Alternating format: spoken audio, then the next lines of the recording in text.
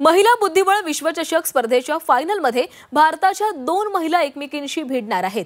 कोनेरू हम्पी आणि नागपूरची दिव्या देशमुख यांच्यामध्ये फायनलमध्ये मुकाबला होणार आहे। इतिहासात पहिल्यांदाच 2 भारतीय महिला आमने सामने येणार आहेत।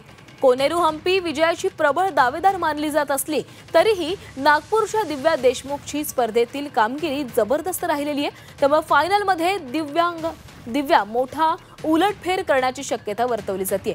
दिव्याच्या आतापर्यंतच्या कामगिरीबाबत आणि आज होणाऱ्या अंतिम लढतीबाबत ग्रँडमास्टर स्वप्नील धापाडेंची बातचीत केलेली आहे। नागपूरचे प्रतिनिधी अमर काणे यांनी आपल्यासोबत स्वप्नील धापाडे ग्रँडमास्टर्स आहेत। स्वप्नीलजी, सर्वप्रथम बुद्धिबळपटू म्हणून तुमचं अभिनंदन। दिव्याच्या कामगिरीकडे खास करून आज आपल्या सगळ्यांचं लक्ष असणार। कोनेरू हम्पी सोबत पण तुम्ही खेळ पाहिलेला आहे किंवा दिव्यासोबत तुम्ही खेळले पण आहेत, तिचं कोचिंग पण केलंय। कशी ही लढत पाहता तुम्ही आणि कशी होणार ती? थँक्यू। लढत खूपच इंटरेस्टिंग होणार आहे।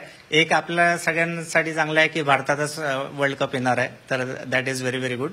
पण नागपूरकर म्हणून आपण आशा लावून बसलोय की दिव्या जिंकली तर अजून चांगलं होईल नागपूर चेससाठी आणि महाराष्ट्र चेससाठी पण ओव्हरऑल। आणि लढत खूपच इंटरेस्टिंग आहे कारण की एका साईडला तुमच्याकडे हम्पीचा एक्सपिरियन्स आहे आणि हम्पीचा स्टाईल पण खूप वेगळा आहे दिव्याच्या कम्पॅरिझनमध्ये। आणि दिव्याकडे युथ आहे, एनर्जी आहे, ऑप्टिमिझम आहे आणि तिचं स्टाईल पण खूप वेगळं आहे कम्पेअर टू हम्पी। दिव्याचे स्टाईल आहे खूप थोडं अटॅकिंग आहे, अग्रेसिव्ह आहे आणि हम्पी पोझिशनल सॉलिड एंड गेमवर जास्त फोकस करते। तर it is a battle of different styles as well as different experiences. Experience पण दोघांकडे खूप वेगळा आहे। हम्पी ऑफकोर्स एक्सपिरियन्स्ड आहे कारण की तिने खूप सारे मॅचेस ऑलरेडी खेळलेले आहे। दिव्या जस्ट सध्या असे क्रुशियल मॅचेस वर्ल्ड लेवलवर ती आता स्टार्ट करते खेळायला।